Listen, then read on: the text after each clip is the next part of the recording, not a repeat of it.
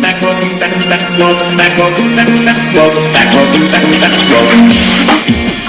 back to Double QB Barrel Shotgun Podcast. Got people killing, people dying. Can't always count Dylan crying. John jokes on Amanda, the same thing every week. That shit is getting pretty mean. George lives his life in all caps. He needs to sit down and take a nap. Anthony's retired from trading teams all set. That's about as accurate as Brett Favre's retirement. At 3-1, Amanda's sitting tight, ignoring John jokes. And now's about time for her team to choke. Sermini lives about 3,000 miles away, about the same distance from Berkeley. Jim talks no snack, he's making no noise. He's probably regretting drafting all damn boys. Top the lead because I still got him. Is yours truly unpickable bottom. Welcome back. Alright, what's up, y'all? Welcome back. Like the song said, hope you like the new song. I got a lot of negative feedback last week because of the cow. So this week we are sponsored by Chick-fil-A. Hope you guys like the new thing that the camera is going to be staring at the whole video. Alright, let's get right into it. This week we got first match. Ramshackles versus A to the B. Dylan's roster and his team names changes every week. So he's making it pretty hard on me to do this every week. I definitely got to check his whole team out over again. He made an upgrade at running back and he downgraded at tight end. I like the move, I guess. Can't hate it. So far this match, John's got 12 points out of 3 players, as was pointed out by Anthony. He texted me. John got 12 points out of 3 players. Thank you for that, Anthony. I want to say that John tried to get slick with the Robert start, but after looking at his bench is so bad that Roberts was his best option, which is pretty terrible. But if you do look at the rest of his roster, Schaub, Foster, Smith, Forte, and Roddy, all weak matchups this week. All of them have big games to make up for that 12 points out of those 3 players. As bad as his QBs are, the rest of Dylan's team is going to be solid enough for him to win this week. I'm going to go with Dylan in the win, 140 to 130. My stardom sit-em for this match was pretty hard. Both of their benches were either on a bye or your bench is just below. I'll start off with the sit-ems for John. I got Chris Johnson because you got a better CJ on your bench. That's the best I can come up with that one. And Bennett, 0 points last week for Dylan. I mean, he got 0 last week. And the same teams out there again. I know CJ's going against San Francisco. That's why you're scared. He's number 2 on the team, but the Buffalo's going to have to do something tricky, and CJ's better coming off those halfback screens than Fred Jackson is, and CJ was definitely getting some touches last week, so I like for him to get a little more this week. I like Chandler on your bench, though, Dylan, over Bennett. If you watched the Buffalo versus New England game last week, Chandler was getting a lot of targets, especially in the red zone, and I look for him to go back there. And there's not too many mismatches that San Francisco's going to have, but Chandler puts a mismatch out there with being 6'7". On to my next game. We got Score versus Tapenade. Score's got a lot of tough matchups this week. Newton versus Seattle, Ellis versus stout Miami run defense, and she got a rookie in versus Cincinnati. I know Cincinnati's secondary is depleted, but Tannehill is a rookie. I think Miami leaned a lot more on him last week than they're going to do every other week because of Bush's injury. I say they go back to that Bush first, run. So it's not looking like a good week for Tannehill this week in my eyes. Hopefully I do. Hopefully he does because I am a Miami fan. Tapenade's got a lot of middle-of-the-road matchups.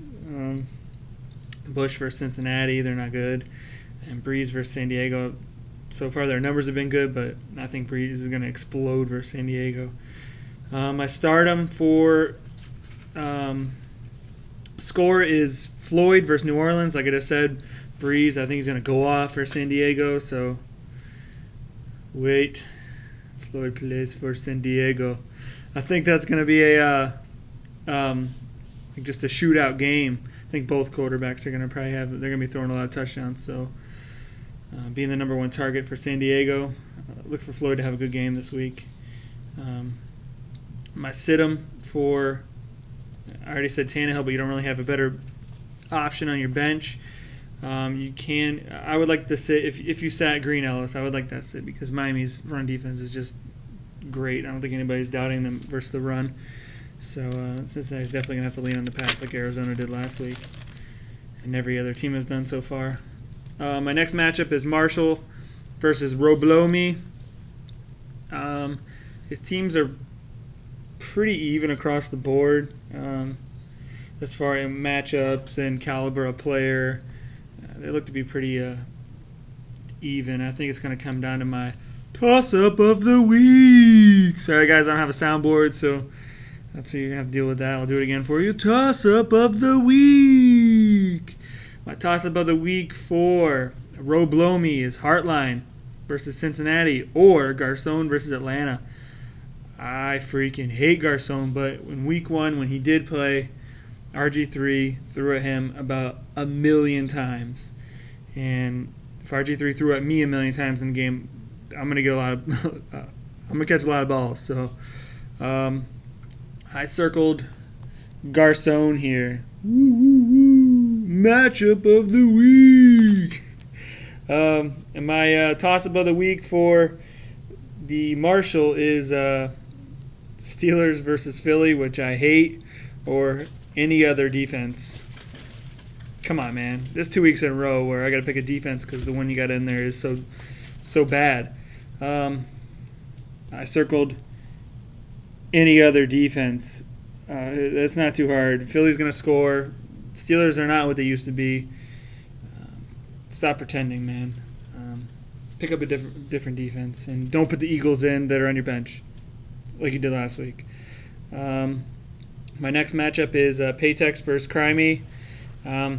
This is the matchup of the week. I don't have anything special for that. I can make something special. I can go, matchup of the week. There we go. That's for you, John, and your soundboard criticism. Paytex definitely has some bad luck over the last few weeks as far as his matchups go. Some tough matchups. I had to look really close at this match because just off glance, it looks like AJ's team is just going to blow him out. But then when I looked really close, if you look at the matchups, the players, these teams are 15 points one way or the other. They're pretty close. As the roster stand right now, without my stardom sit-ems, without you listening to any of my advice, I pick AJ to win this match, 155 to 140. This team's just solid.